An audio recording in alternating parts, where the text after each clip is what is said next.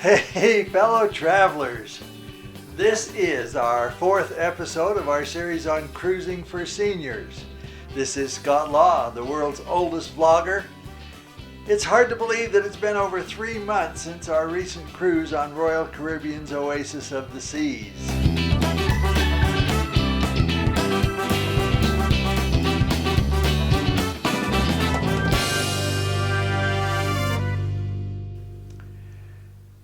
In this series, I'm sharing our experience as senior travelers to give you something to think about as you consider a cruise and as you plan one if you decide you want to go.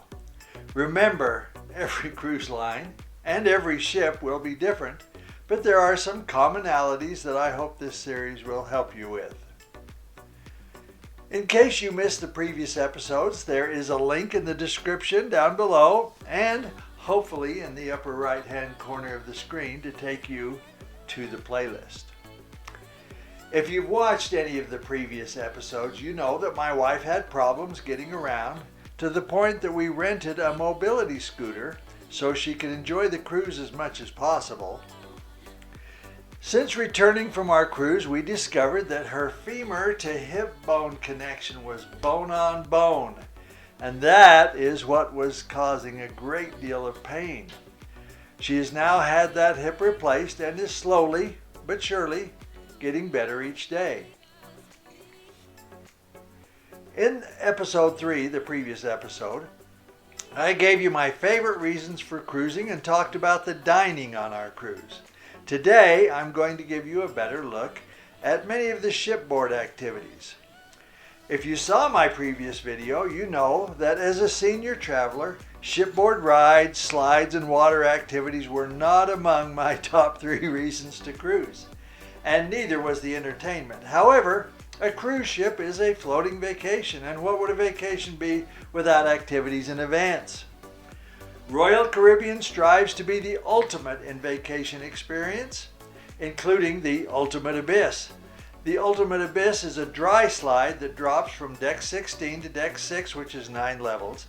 If you did the math, you thought it was 10 levels, but remember, there is no deck 13. Anyway, they give you a sack kind of thing to sit on and slide down. Frankly, it looks scary, but it's not as scary as it looks.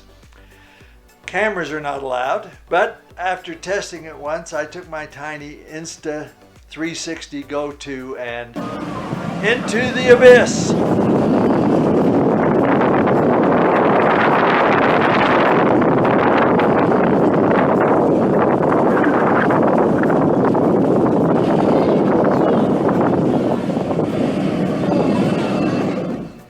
There are plenty of other activities available, including 4 swimming pools, and I don't know how many hot tubs or what they call whirlpools.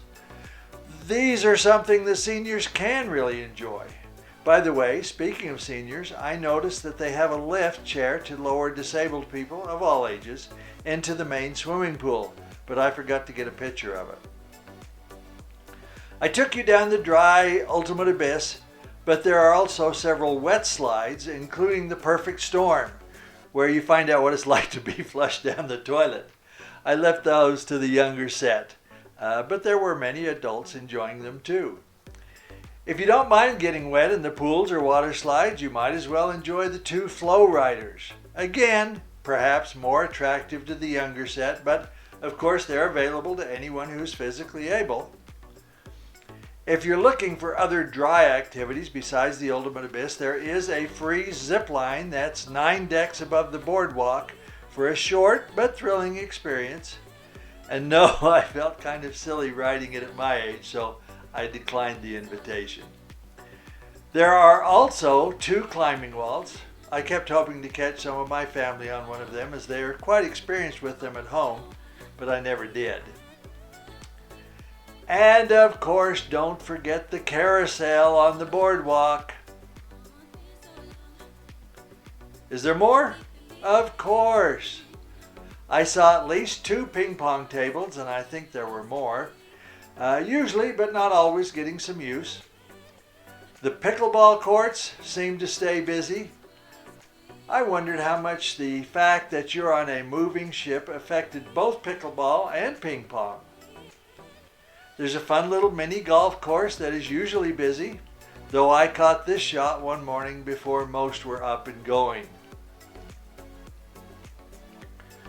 For those with the drive, there is a great walking, jogging, running track that goes completely around the ship, making it almost half a mile. So a little over 2 times around for a mile-long trek.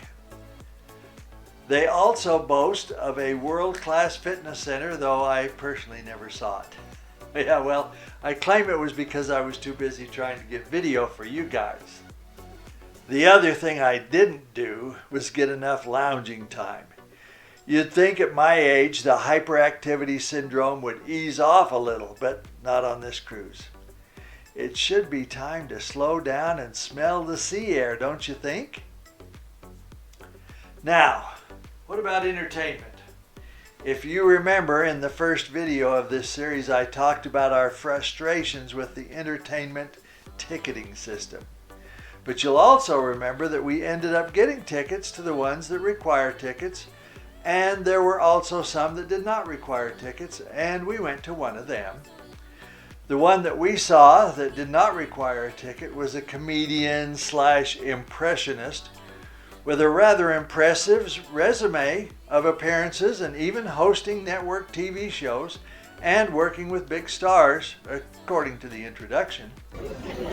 As Curly, Clint Eastwood.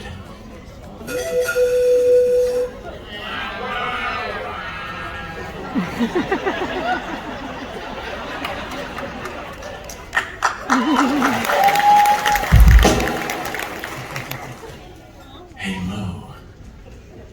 Nya, nya, nya. He worked hard to get the audience involved and having fun. However, in my opinion, he was a much better singer on his own than he was as an impressionist. On a scale of 5 stars, I'd give him about a 2.5 to 3 at best.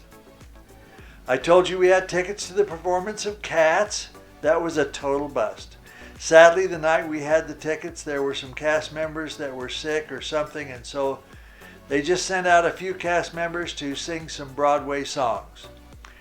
I only heard 2 of them, and then they were good, but as it was our last night on the ship and getting late, I left after that and went back to my cabin to pack.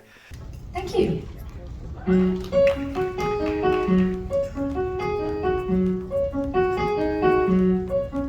Make it work, make it easy, make it clever, crafted into pieces, make it sweet, crimp the edges, or make it sour and serve with lemon wedges.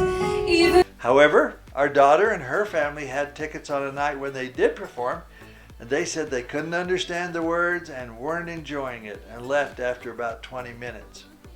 Of course, all this is a moot point unless you happen to be going on the same cruise as we did. Yours will be a different experience entirely. There was also an ice show, which was lots of fun and quite creative. It was based on Hans Christian Andersen's fairy tales and was really well done.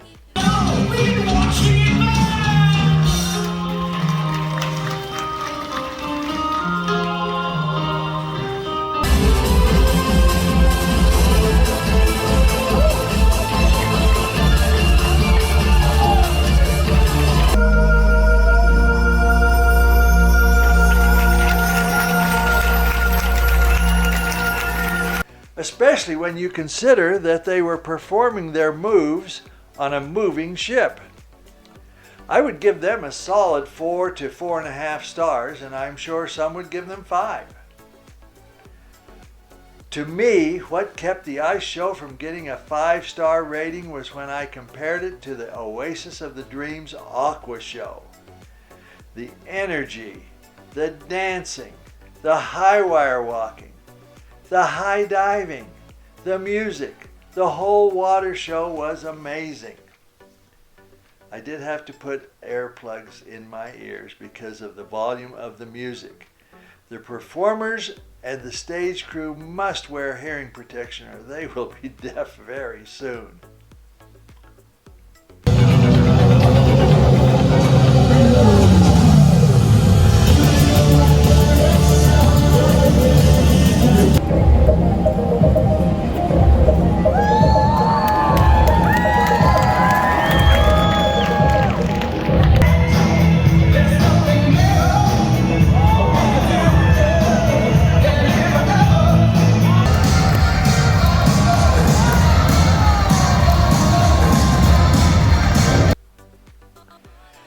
Oasis of the Dreams Aqua Show gets a very solid 5 stars plus from me.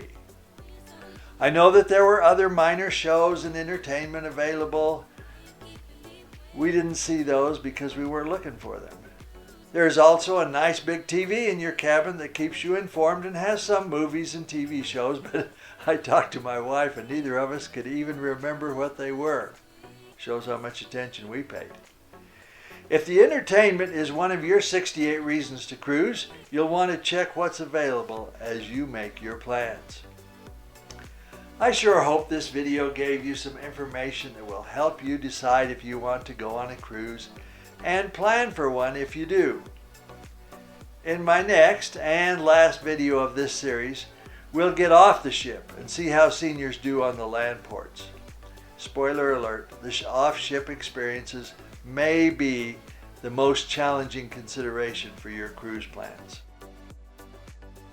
For now, this is Scott Law, the world's oldest vlogger, hoping to see you again soon for more adventures of cruising seniors. And of course, until then, keep on keeping on.